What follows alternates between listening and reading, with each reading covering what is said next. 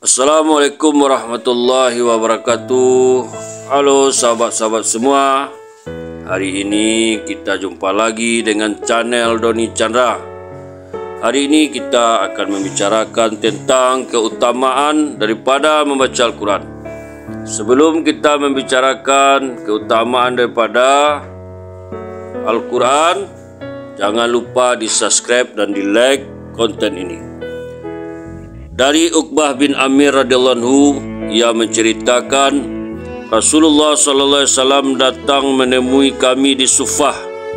Lalu beliau bertanya, siapakah di antara kalian yang suka pergi setiap hari ke pasar Butan atau Aki?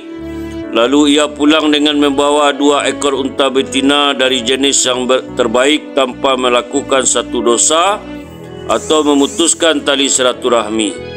Kami menjawab, ya Rasulullah, kami semua menyukai hal itu.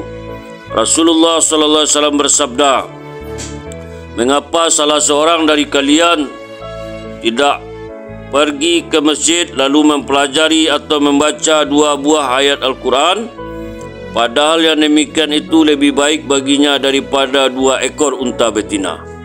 3 ayat lebih baik dari 3 ekor unta betina.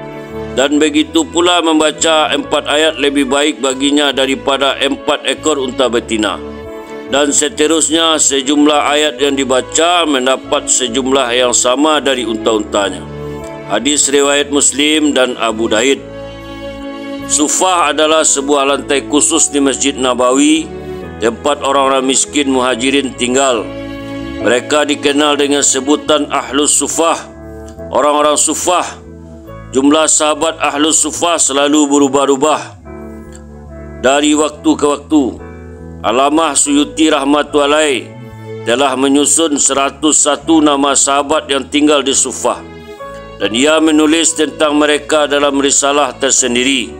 Sedangkan Butan dan Aki adalah nama 2 buah tempat di Madinah sebagai pasar perdagangan unta.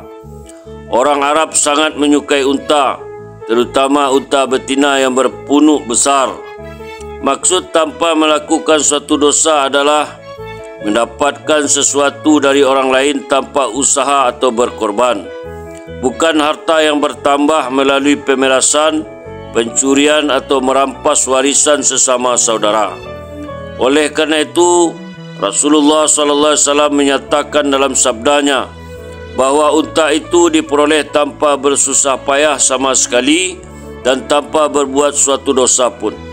Sudah pasti memperoleh harta dengan cara demikian lebih disenangi oleh semua orang.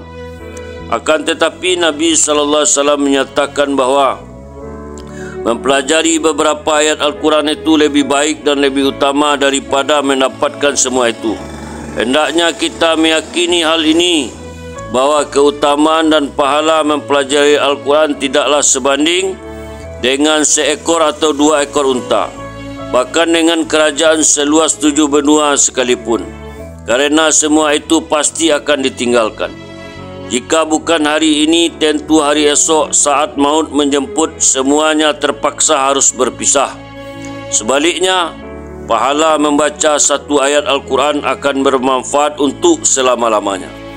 Dalam urusan keduniaan, kita dapat saksikan bahwa orang yang diberi 1 rupiah tanpa beban tanggungjawab apapun akan lebih senang daripada dipinjami 1.000 rupiah agar disimpannya, tetapi kelak akan diambil lagi, kerana ia hanya dibebani amanah tanpa mendapat manfaat sedikit pun. Hadis di atas intinya adalah mengingatkan kita akan perbandingan sesuatu yang fana dengan sesuatu yang abadi. Ketika seseorang sedang diam atau bergerak, hendaknya selalu berpikir apakah ia sedang berbuat sesuatu yang hasilnya sementara dan sia-sia atau sesuatu yang hasilnya kekal dan bermanfaat. Betapa rugi jika kita gunakan waktu hanya untuk menghasilkan bencana yang abadi. Kalimat terakhir di dalam hadis di atas menyebutkan bahawa jumlah ayat yang sama tetapi lebih utama daripada jumlah untanya. Kalimat itu mengandung 3 maksud, yaitu yang pertama, walaupun sampai jumlah 4 ayat saja yang disebutkan secara terperinci, tetapi maksudnya adalah semakin banyak jumlah ayat yang dibaca akan semakin banyak pahala yang diperoleh. Dalam pengertian ini, semua unta sama, baik jantan maupun betina. Yang kedua, jumlah untanya sama dengan yang disebutkan dalam hadis di atas, tetapi untanya bergantung pada selera masing-masing. Ada yang menyukai unta betina, ada yang menyukai unta jantan. Oleh sebab itu, Nabi SAW menegaskan bahawa satu ayat lebih berharga daripada seekor unta betina. Jika seseorang menyukai unta jantan, maka satu ayat lebih baik daripada unta jantan. Yang ketiga, jumlahnya tidak lebih dari 4, tetapi pengertiannya bukan saja lebih baik daripada unta betina atau jantan, tetapi lebih baik daripada keduanya. Jelasnya, membaca satu ayat lebih baik daripada sepasang unta jantan dan betina. Demikianlah seterusnya. Setiap ayat lebih utama daripada sepasang unta. Ayah saya, Nawarallahu margadahu, lebih setuju dengan pendapat ini sebab lebih banyak keutamaannya.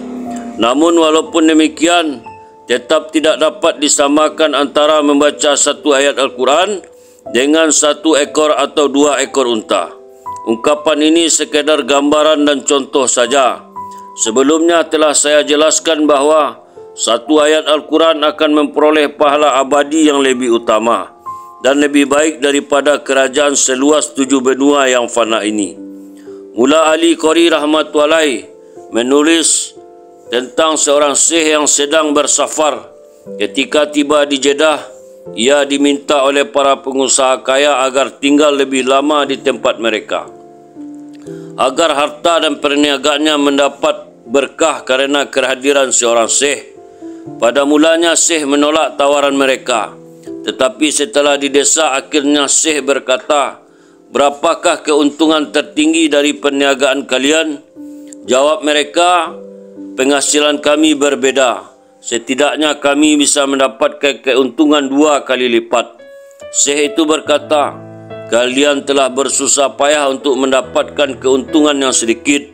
Aku tidak menghendaki karena sesuatu yang sedikit itu, aku harus kehilangan solatku di Masjidil Haram yang pahalanya dilipat gandakan sehingga 100.000 kali." Hakikat inilah yang harus dipikirkan oleh setiap kaum muslimin, sehingga mereka tidak mengorbankan keuntungan agama demi mendapatkan keuntungan dunia yang sedikit ini. Itulah satu buah hadis tentang pentingnya membaca Al-Quran. Semoga apa-apa yang kita dengar, kita niat mengamalkan dan menyampaikan. Kita tutup dengan doa, Subhanallah wa bihamdi, Subhanallah wa bihamdika, Ashhadu an la ilaha illa anta astaghfiruka wa atubu ilaik. Jangan lupa di subscribe dan di like. Assalamualaikum warahmatullahi wabarakatuh.